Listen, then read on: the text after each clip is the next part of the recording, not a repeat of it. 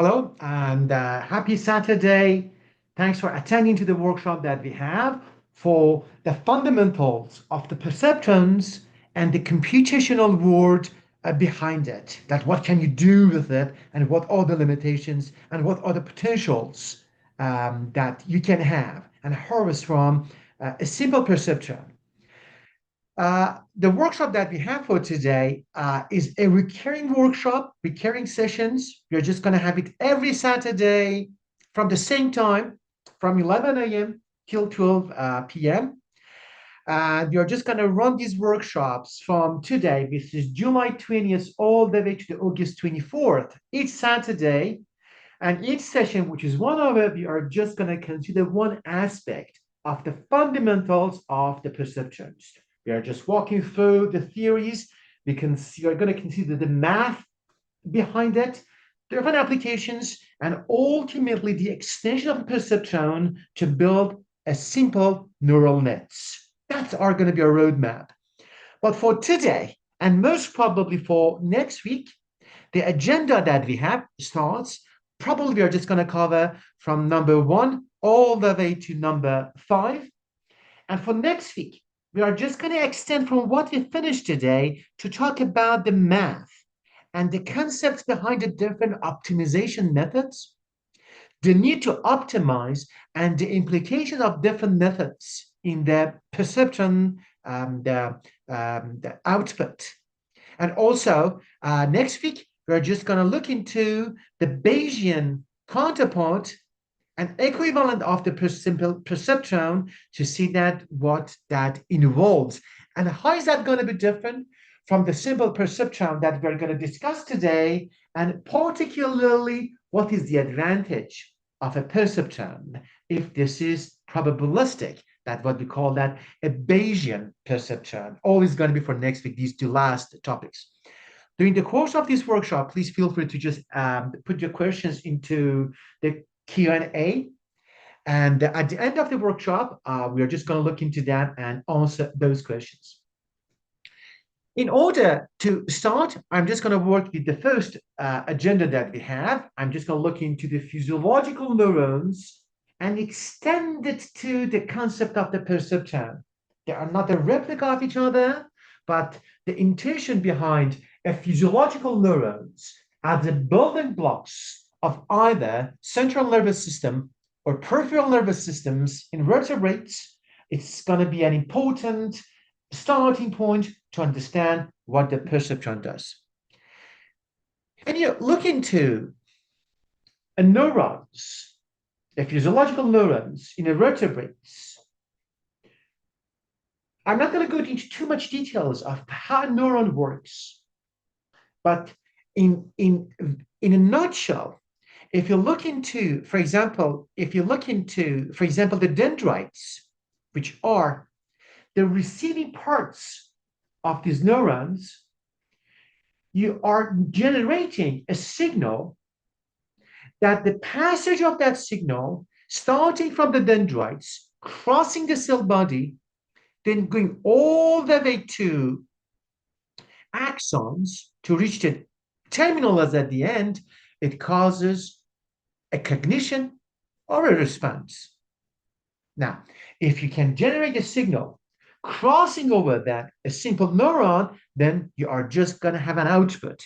The output, it can either be seen as a muscle movement that you have at the neuromuscular junctions, or you can have, for example, at the conscious level, for example, you can just have cognition, emotions behind these neural activities.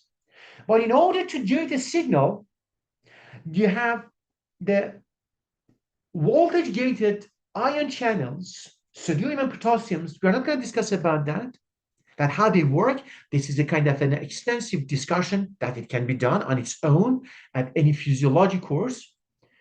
But when these voltage-gated ion channels get depolarized to an extent that this depolarization, as you can see on the chart on the right side, starts from the resting potential at the neuron, which is not sending the message across, which is minus 70 millivolts as a resting membrane potential, then these activities go all the way go to a point that it crosses the threshold. Then if it reaches the threshold, it either creates an action potential, which is that propagation of that causes the passage of the message or not. Then between neuron, we see that the creation of a signal, it's a binary mechanisms. Either these graded potentials, which is the accumulations of the depolarizations due to the activity of the voltage gated ion potentials, reaches to the threshold, that it causes the action potentials to forms or not. If you are below the threshold, you have no action potential, no message is going to be sent to the neighboring neurons, or if it reaches the action potential, you are just going to have that. If it reaches the threshold, you're going to have action potential, and you're able to transmit the message and the signal to the neighboring neuron, and that one continues also to reach a target. For example, the muscles, the skeletal muscles that induces the skeletal movements. Now, then from here, we get the intuition that the neuron can either be decoded as zero, representing that the neuron didn't, but the accumulations of these graded potentials didn't reach the threshold, then as a result, you have no signal propagates along the axons.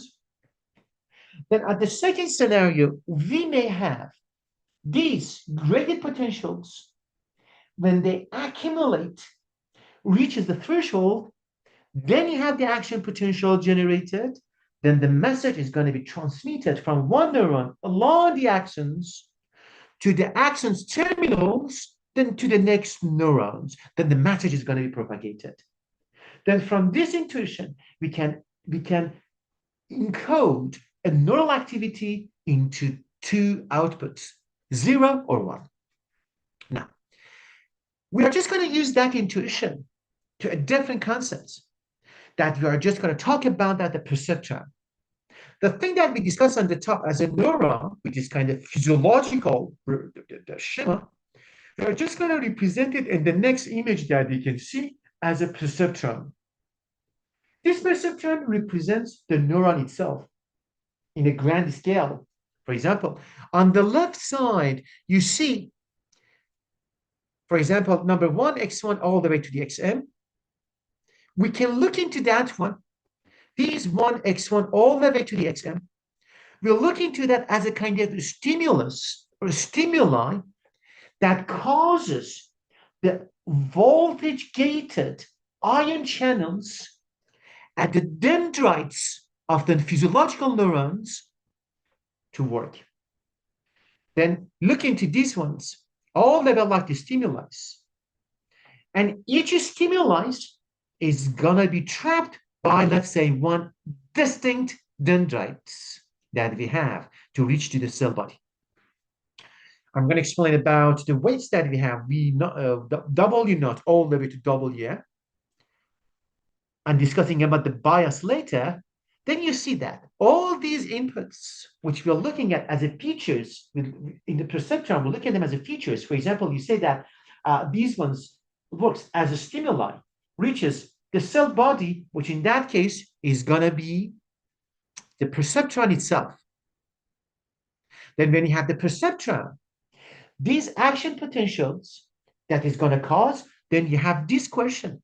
When you go to the action activation function, this is the case that we had over here. We have all the inputs as a features through the dendrites, reaches the cell body. Then the question is that, are you going to be able to generate the action potential of the axon helix? And that's the case if it reaches the threshold. What does it mean to reach a threshold? We are just going to work into that when we are using an activation function, which induces nonlinearity, which I'm just going to explain that later. What does it mean? But look into the activation function over here as something which induces to cross the threshold to generate the pulse.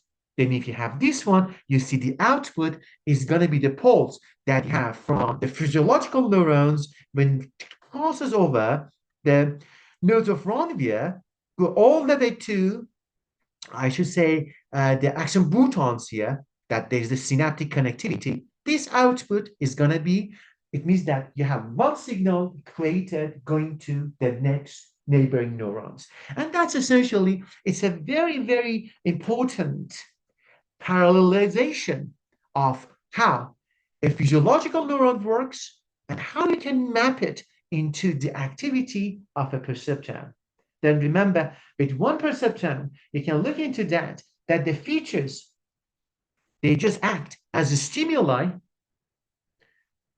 get tracked by different dendrites to reach the action that the cell body. Then here, the activation function acts as it to just pull it up to reach a threshold in order to create the propagating signals along the axon. And the output is the message which is sent from this neuron to the other one, but this one we look at the output that we are looking for. Now, before we just go to look into some practical implications of the perceptrons, I'm going to highlight a simple fact. And the fact is that we are looking into our perceptron from two different lenses. We're looking to that from two different perspectives. The first perspective and the first lens is the one that you can see that on the left, although it shows the, let's say, for example, stacking of the perceptrons on each other. That creates the neural networks, but the idea can be extended to the work of a perceptron. You see that in the simple perceptron, we have, for example, the weights that we create, as we're going to discuss later. What are those weights that we just get them from training our perceptron, from through giving the action to the perceptron, measure our performance of a perceptron, then come back to see what went wrong, trying to modify what we did wrong. That becomes a back propagation that you have here. You see that you have an error. It's this back propagation. You see, how did you do wrong? With reaching the targets that you expected. How far you are from this? Then you go back to correct yourself. That's how you just create the weights in order to rectify, to correct your past mistakes. Iverson Life was like that. You could go back to just redo the things that you did wrong. Now, you see that these weights in the simple perceptron or a simple artificial neural networks, they are just numbers. But when it comes to the Bayesian networks or Bayesian perceptrons, you see that we are not working with numbers anymore.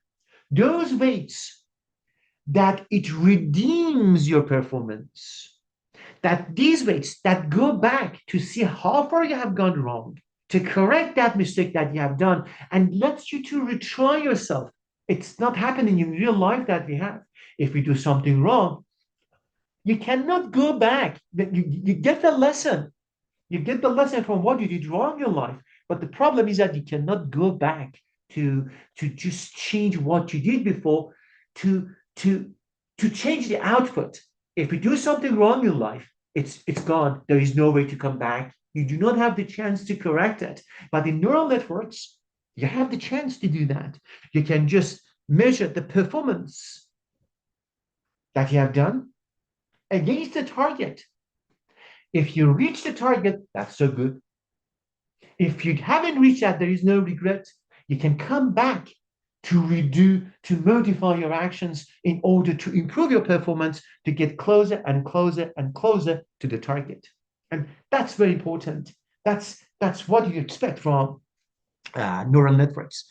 But in that case, those weights that they are the rectifiers of your past behaviors in order to improve yourself.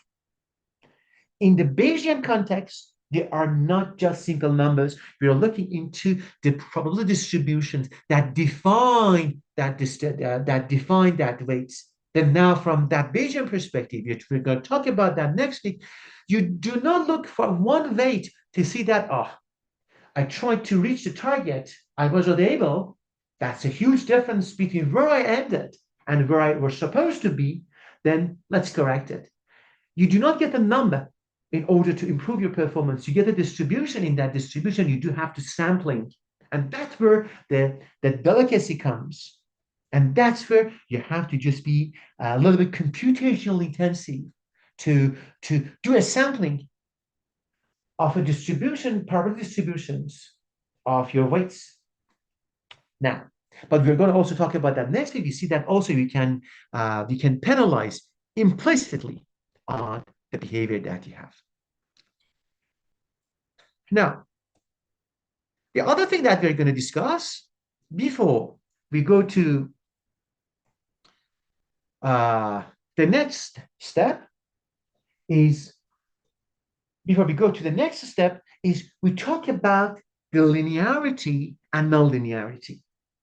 If you're looking this, if you're attending this workshop, and if you have done some kind of neural network analysis, you have done some codings, you have built some pipelines that you use the neural networks in there, you have always heard these concepts that you use perceptrons or neural networks.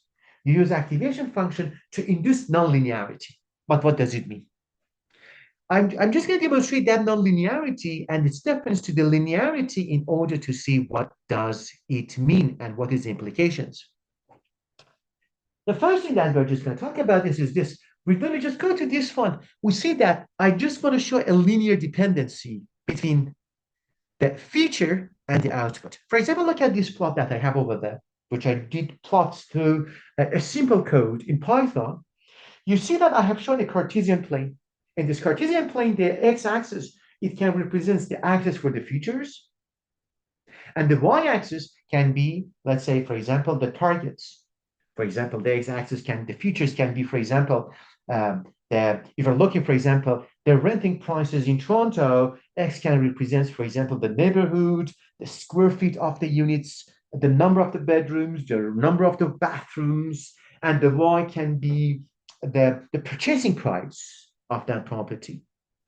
Now, you see that there is a linear dependence between these features and the target that we had. Because you see that the best estimate, the line of best fits, it's a linear line which captures most of the variations existing between each points. Then we see that there is a linear dependency. Now, when we just go to the next example, which again is the code, which I did it by a simple code in Python, you see that in the other code, I have captured the nonlinear dependency. Anything which you cannot represent that through a straight line, you say that there is nonlinear. You see that, again, if we just go back to the same example that we had, if you see, for example, X is the features for a house, for a property in Toronto, and Y is the market price of that property, you see that maybe depending on the neighborhood, you see an oscillatory trend between each data points and the price, the market price of that property. And that's what we talk about the nonlinearity. You cannot use a simple line to capture the trend existing between the features and the target, which is the housing prices in Toronto. That's the nonlinearity. The same example is also over here. You see that this is a quadratic nonlinearity. It is not as extreme as the oscillatory one that we had before, but still, this is nonlinearity. You are never going to be able to capture the trend. You are not going to be able, by capturing the trend, I mean, you're not going to be able to find the best fit between these existing points in blue that capture the variations between them. You have to just induce nonlinearity in order to see what is the story of each point. That's what we mean by the nonlinearity. Now, but what is the significance of linearity and nonlinearity in computational analysis when we just go to talk about the perceptron? What is the significance of that? And why do we have to care about this? The first thing is that when you train the data sets, if you do not have, let's say, for example, the range of the data sets that's extensive, then if you just have a linear option to find the story behind each data points in your in the feature space that you have, I call this Cartesian plane the feature space that you have, you are not able to see the story of each individual data points. You need to you need to get close as much as possible, to be friends as much as possible as a close allies and friends to the feature space, to each individual data, to see what is their story in order to capture the variations between them and identify the trends existing in that feature space. But be mindful, I'm not talking about the overfitting. I'm talking about the capturing the trends. Overfitting, doing the training, and the one which I'm discussing now, there are two different concepts. Now, imagine if you, in the feature space, a section of the feature space that you're running your training, you do not see nonlinearity because the space is very packed. You see that the data sets seems linear, like the one which we discussed above. Then in order to transform that linearity, which is like the mirage, which is like the short sights that you may have, because the range, the domain of the feature space is so compact, and you do not see the extensive tails and extensive, let's say, neighborhoods of your features, then you see in a limited domain of your features a linearity, then you should be concerned. You should be concerned that you are not able to just go to talk individually to each data points, which to hear their story. Then now the question is that how to induce the nonlinearity to get rid of that problem, that we are not going to hear all the stories, that we're going to be biased in order to understand what's happened really in the data. Then if you just make a prediction, it's not going to be a precise one. Then in order to introduce that linearity, what I'm going to do, I'm just going to use some functions that they are used in order to induce a continuous trend of the linearity. Remember, the linearity, the transformation that you're just going to induce, it is a continuous one. You're not going to inducing a transformation which is not continuous and discontinuous because you're going to run into trouble. Then as a result, we are just going to use some functions. Like the first one is going to be the sigmoid function. The sigmoid function, as you can see, the plot is this. You see that if you're looking at the Cartesian, which captures the visual, the trend of this function, and it's visualized there, you see that the function, regardless the extent of the domain, it has an asymptotic behavior at plus infinity and minus infinity, except for the closed range symmetric to the zero. You see that it gets an asymptotic behavior from minus infinity to plus infinity, and it goes all the way either to plus one or zero. Asymptotic behavior in minus infinity is zero. Asymptotic behavior at plus infinity is plus one. Then you see that the sigmoid function, if you train a function with the sigmoid function, if you induce nonlinearity and transform the domain of your features with the sigmoid functions, you are just transforming all of them to lines within 0 and 1. Then if you are looking into this one, when we talk about the 0 and 1, I'm just going to highlight the fact that this 0 and 1 nonlinearity that you have induced, it's a reminiscent to the thing that we discussed, that the perceptron, in analogy to a neuron, can be decoded into a single function. Either it's 0 and 1, either it bursts the action potential along the axon, which is going to be 1, or it does not reach a threshold, then there is no signal passing through, which is encoded and symbolized as 0. Then you see that the sigmoid function is a great representative of the story behind the perceptron. Then Whatever the transformation you do, if this is sigmoid, you are doomed to confine your data sets into the region of 0 and 1, a complete reminiscent to the action of uh, the perceptron. Now, in this simple code, you see that, for example, the same experience that we had, for example, the future space. We captured the linear trends when we wanted to induce the nonlinearity. You see that this is the result with the sigmoid transport function. If you extend the domain into longer one, you see that this nonlinearity is going to be even more expressed in the data. The second function that we're just going to use sometimes is going to be the ReLU function, rectified linear function. What is this function? And how it induces the nonlinearity, and what is the transformation? It's obvious here. You see that, first of all, the nonlinearity by the ReLU function, it shows one thing. If the domain of your features is something negative, it is mapped to be 0. But if the domain of your features space is something positive, greater than 0, it is mapped to itself. That's why you see that f of u is either, it is the maximum of 0 and u, either is 0 or it is u. This is rectified linear function. And also the last one that we're going to discuss today for the purpose of the perceptron, and we're going to see that that's not going to be a good choice. It's going to be the tangent hyperbolic functions.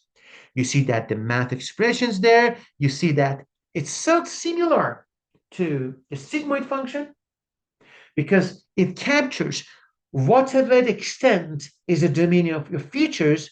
This function, it tracks them either between +1 or -1. You see that in contrast to the sigmoid function, which your function was mapped, if I go back over there, between 0 and 1, quite reminiscent of the perceptrons, the tangent hyperbolic is mapping the domain of your features somewhere between -1 and +1, plus and -1, they are asymptotic behaviors of that transformation, which sometimes you may wonder yourself why here. You may wonder yourself why here it's a little bit off from the performance of a perceptron. With the perceptron, we said that either mathematically it can either be represented as 0, 1, 0 for the case that there is no signal going through because we didn't reach the threshold.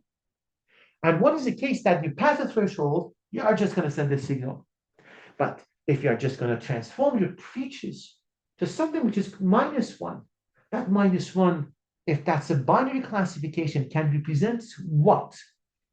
0, no signal. 1, a signal. -1, a signal is coming back. Or no, it has no it has no physical interpretation. Then at this stage, you may guess quite rightly that the tangent hyperbolic, it may not be a good analogy to what a perceptron does mathematically.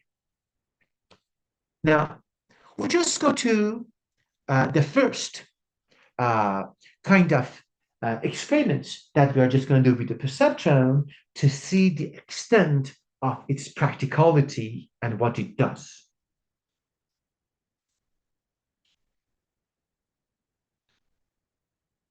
Okay, for the one that we have over there, I just drink some water.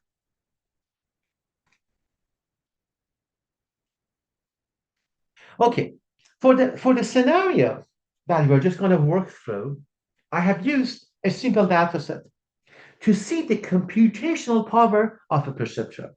So far, what I did, if I just want to go back to the agenda that we had, what we have done so far. We just discussed about item 1 for the agenda that we had. We talked about the physiological neurons and the idea of a perceptron. I have to remove one of the A because that's duplicate. I talk about the importance of the nonlinearity from the perspective of nonlinear transformations. We talked about the perceptron model in action, and also we are just coming to point 4 or 5 through the importance of the choice of nonlinearity on loss functions through a single case when we have a perceptron in action to measure the computational power of the perceptron to see that how can we compute with the simple, a single neuron that we have made. What can we do? One of them that it's the discussion for today is a case for a binary classification. We're going to talk about support vector machines. We're going to talk about the hierarchical feature extractions, those kind of stuff. In the coming sessions, in the coming weeks, when we talk about the perceptron, but what we do here is quite simple. What we do here is quite simple. The thing that we do here is to see how can just use the perceptron that look into the feature space and throw a line in 2 dimensions or a hyperplane in 3 or more dimensions. Look what I'm talking about. I say that we are going to look into the feature space. If this is a 2-dimensional space, the purpose that we have is that we have looking at one target. We are going to throw a line that separates 2 different classes. For example, one people who are sick from the people who are not sick. Through a line if your feature space is 2 dimensions, or a hyperplane if your feature space is more than 3 dimensions, 4 dimensions, 3 dimensions, 4, or so on. And that's the thing that we just want to do. Now, the thing that we want to do is this. If you have 2 classes, just 2 classes, we cannot use 3 classes. Segregation. How efficiently a perceptron can decide either it is this or it is that. And that's important. They can find infinite number of the examples to see if you have a binary case. The case that we have over here is a dataset of the breast cancer from the Wisconsin University. And you see that in the codes that you're just going to later find it on the school GitHub.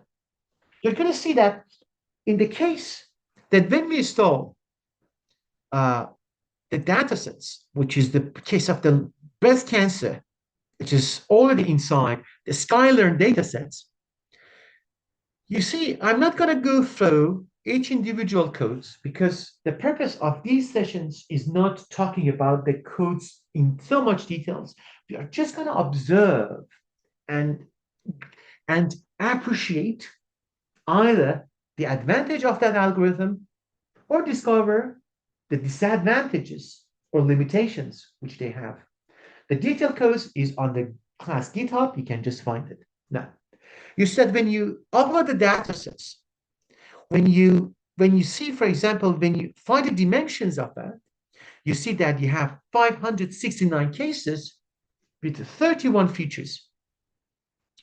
One of those features, you can see that if you look at the head for one data, you see that, for example, you have the mean radius of the cell, or for example, at the last one, this is the target. The target, if this is 0, it represents that person, they are not diagnosed with the breast cancer.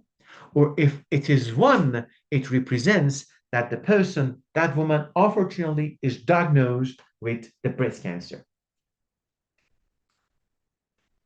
It's a very kind of a toy data sets.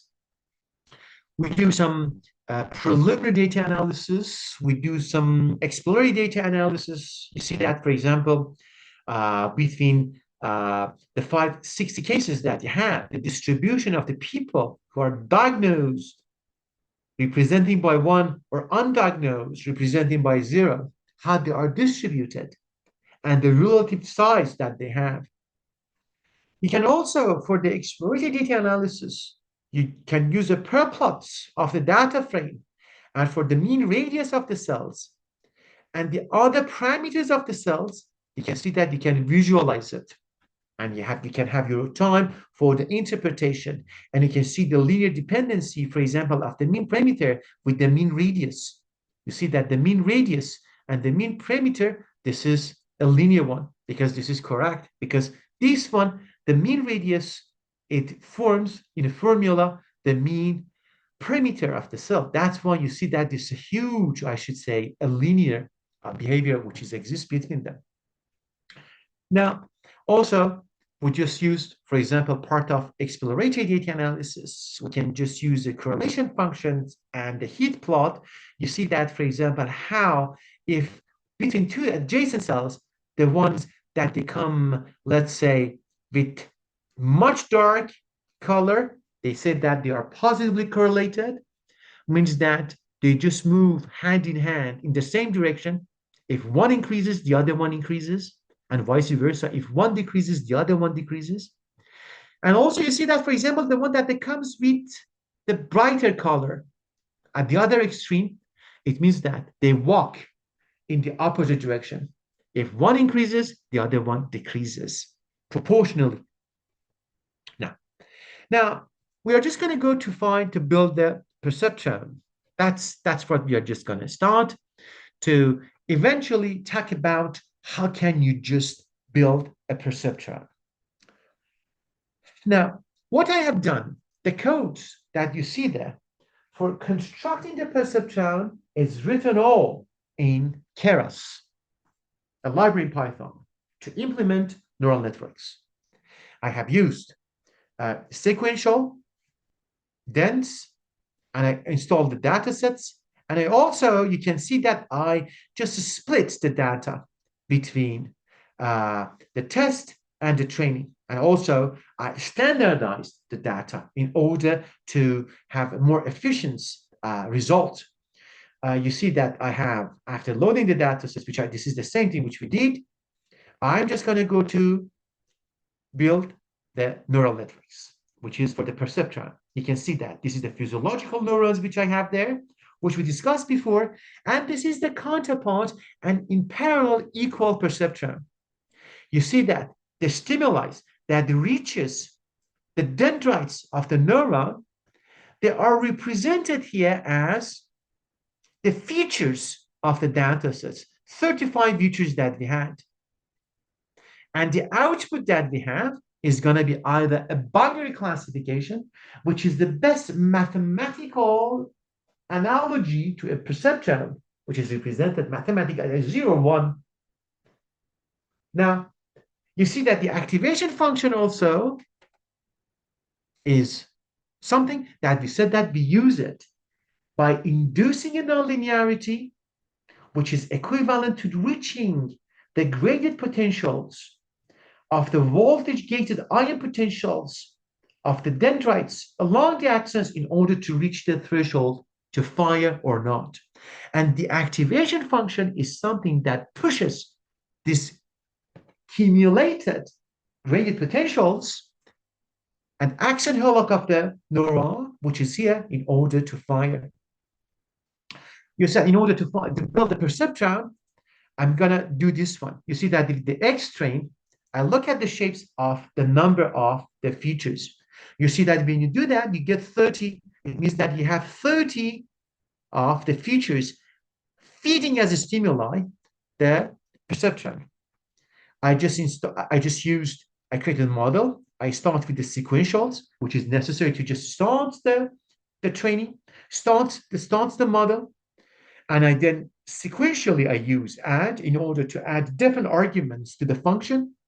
For example, as an input, which is going to be the stimulus into the neurons or the features into the perceptrons, I just add the inputs as the features that I have. You remember we had over here xtrain.shape. One, it represents what? It represents the features. I add the features there as a stimuli.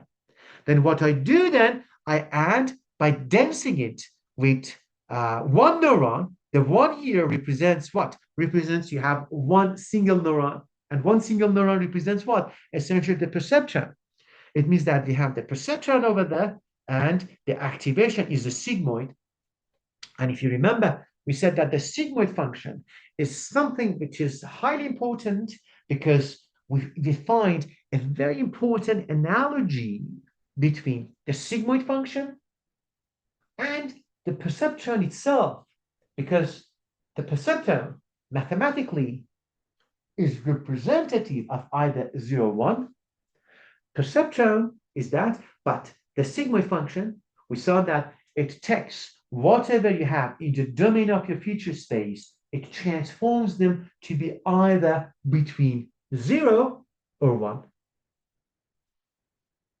Now you induce the activation there. Now, the next one that we have, based on the pipeline, we have to combine by introducing a loss function, by giving the optimizer and the metrics in order to evaluate that. In that case, I have 3 arguments for the perceptron, which I'm constructing in Keras as a Python of the library. The first one, which I have said, this is the loss function. I'm going to talk about the loss functions in the next 2 minutes, which I'm going to introduce 3 different classes of the loss function. But before we just get there, you know that the loss function is the time that you compare yourself, your performance, with what you had as a target. And you find how far off away from that target you are. And that becomes your loss. For example, if you were supposed to reach to, for example, to 5, but you got to 3 in the Euclidean space, the difference that you have 2, it can be a simple loss that it takes. Then you say that x predicted minus x target. It's a simple representation to quantify the loss that you have.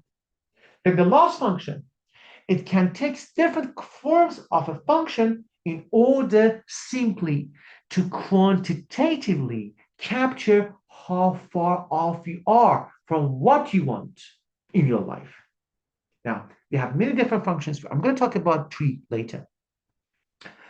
Optimizers, which is going to be an extensive talk for next week. It's going to be Adam. We are going to learn through different optimizers in order to improve the performance of the perceptron.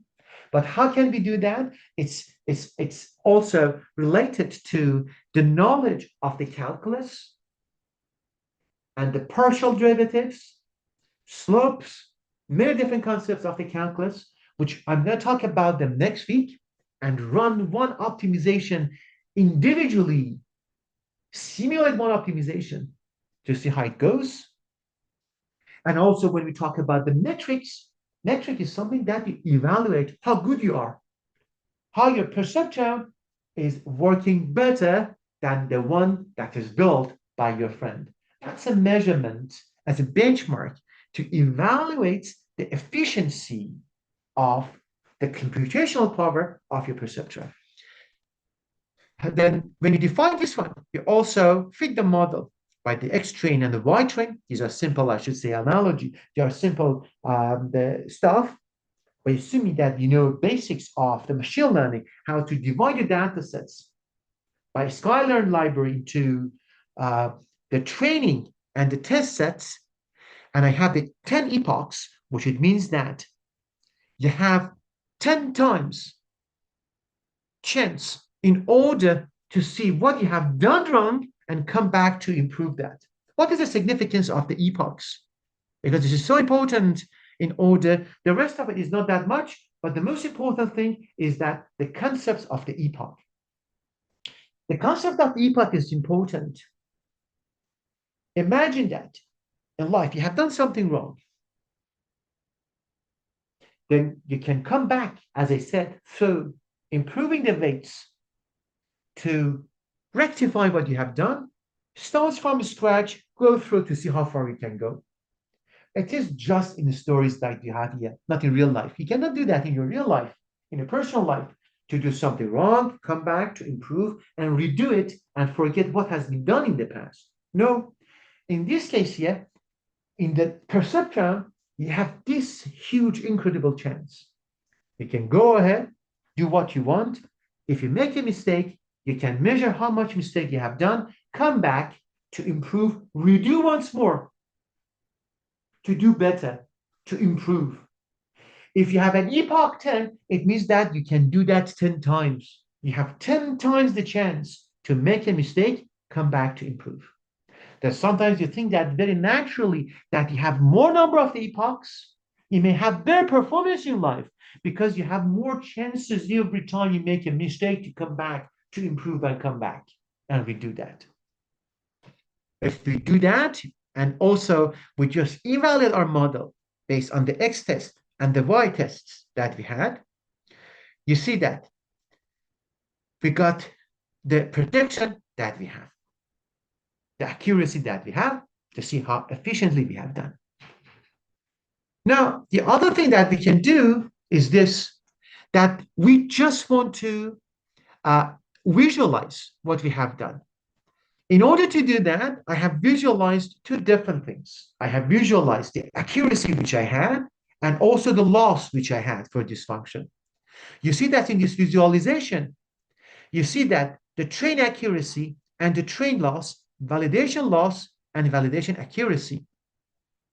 But the question is that before we just finish this part of the workshop, the question is that we may ask ourselves, we got this accuracy. You see that as the number of the epochs increases, as the number of the times that you have the chance to come back in your life to redo the things that you made a mistake, to improve your performance, as the number of the epochs increases, you see that, for example, for the training and validation loss, the loss gets decreases as you move along the epochs axis. But on the other hand, you see that if you are the accuracy that you have as you move along the x-axis to have more epochs, then you have more chances to come back in your life to redo the things that you have done. You see that the accuracy has an improving trends until it reaches to a point which seems saturated. Now, at this point that you are, you just come back to ask yourself, what are going to be my weights? What were the weights we discussed? We said that the weights, they are the feedbacks that every time that you go through life, you make a mistake, you compare the things that you have done with the thing that you expected to do, find a difference, you come back again to start from scratch. And that becomes the weights that you have measured. So these weights every time you can restart in order to improve. Now, the case is that after 10 epochs, how much I have been corrected by these weights, you can just find it. And also you can visualize it. You see that the weight index along and the weight value in the perceptron, this is the trends that they have. You can see that different weights also, you got it, also the bias. Now, the next thing that we're going to ask ourselves as we move along, the case is that you remember we said that there is an important concept in perceptron performance, and this is going to be induction of the nonlinearity, which it means that you want to capture the most variations are in the domain of your feature space. And we had different functions. We had, for example, sigmoid, which we expected that because in analogy, it's a good replications of the mathematical descriptions of the perceptron. It can be a good one. We also had many one. We have ReLU, we have LiCu-ReLU, we have, let's say, tangent hyperbolics. We just want to see that how the performance that we had is going to change. My expectation is that before we just go to do it through the actual experiment, my expectation is that because the sigmoid function is essentially one that induces an analogy with the perceptron has a better performance. That's how this part of the code does. You see that I have defined along this code some activation functions. I have sigmoid, I have ReLU, I have tangent hyperbolics, and I have softmax. Then you see that when you run the codes, you see the plots that we have with different kind of activation function. For example, if your activation function is sigmoid, we have a similar trends. You see that the loss increases as you repeat your experiments through the number of the epochs, and accuracy increases. If you have a relative function, which we said that the relative function induces nonlinearity by looking into the feature space. If a feature is negative, it maps it to zero. And if a feature is positive, it maps it to itself. You see that if you have a relative function, the accuracy is increasing and the loss also decreasing, which is also very good.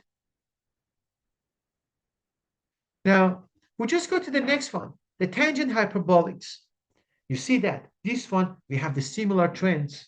We have increasing of the accuracy and decreasing of the loss, but not as an extent that we had to, let's say, for example, sigmoid. But for the softmax, we just got an error because softmax, as you're going to see that next week, is not an appropriate functions for the perceptron, which is a binary classification. You see that with the softmax, it's the flat ones, the epochs, but the losses also decreased. Now, the next one that we're going to discuss, and we're going to finish our workshop with that for this week, and we come back next week to talk about the maths behind general optimization, which is purely calculus, multivariable calculus.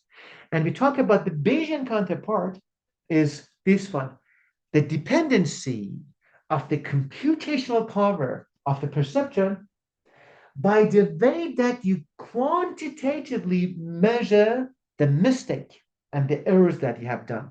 What do we mean by the errors?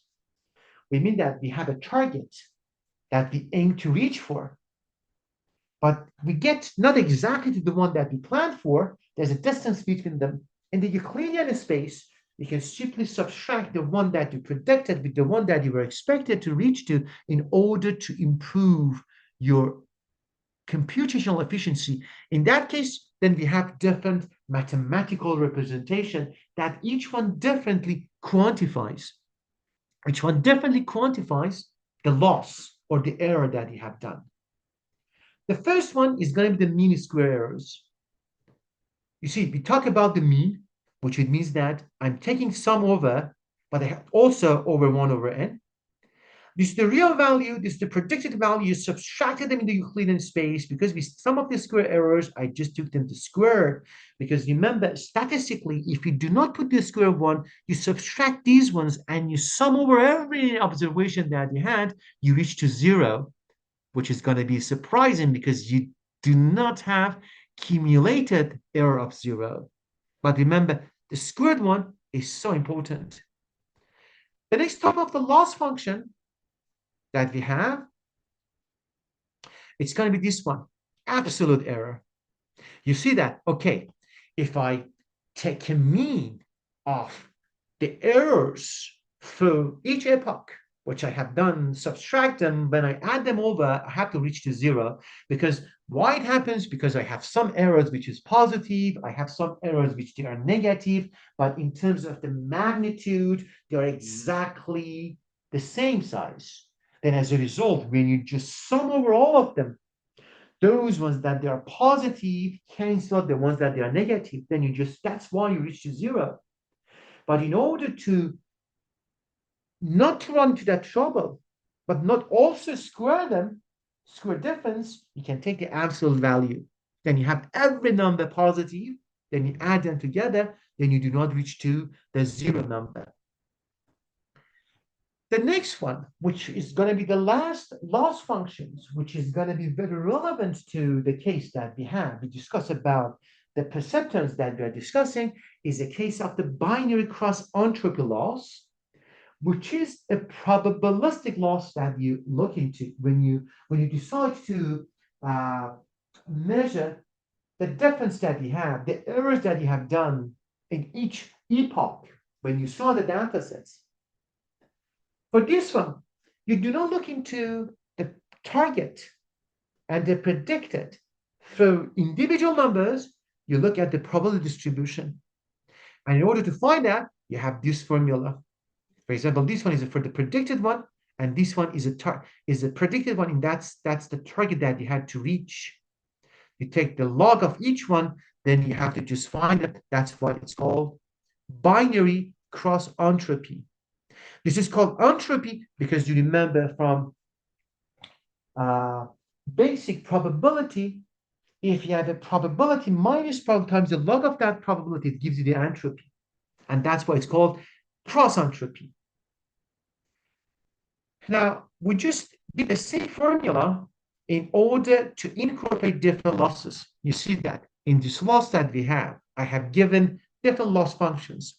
I have given binary cross entropy. I have given mean square errors and mean absolute error. Then when it comes to train, the perceptron which I have, I'm just going to take everything constant, but the type of the loss function that I'm introducing is going to be different. In one computation, I'm going to I'm just going to use the quantitatively, I'm just going to measure the error through mean square error. The other one, I'm just going to use absolute error, mean absolute error, and the other one, probabilistically, I'm just going to quantify the error, which is going to be the binary cross entropy.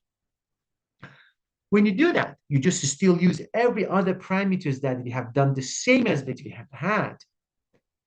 And when you go through these ones, the performances you see, if the left one shows the accuracy and the right one shows the loss, the first one you see the impact of choosing binary cross entropy as a method to quantify the errors that we have done. You see that with this one, as the number of the epochs increases, which it means that it gives you the chance more to come back, to learn from your mistake and improve your performance, you see that these ones, the accuracy increases. And at the same time, the loss for each epoch decreases. If we just choose mean square errors, you have something similar. Accuracy increases, but also training the loss also decreases. Not much difference between these two models. And also the same thing with the absolute error, which you see that also, although the accuracy increases, but the loss function is not that significant in terms of the trend. And if you want to compare them together, you see that if you are measuring on the left side, you see the loss, and on the right side, you see the accuracy different based on the different quantification methods. You see that the loss of mean square errors, you got much lower loss compared to binary cross entropy and mean absolute error. But on the other hand, in terms of the accuracy, they didn't have that much difference. Now, that's a kind of a compromise, which one to use. But from these ones that we have done, it shows that the mean square errors loss function adopted, it gives you a smaller number of the smaller loss, but at the same time, the accuracy is not that much difference between these three loss functions.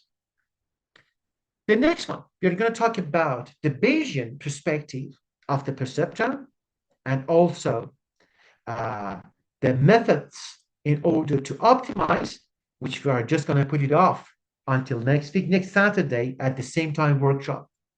Then I'm going to wrap up. What did we do today?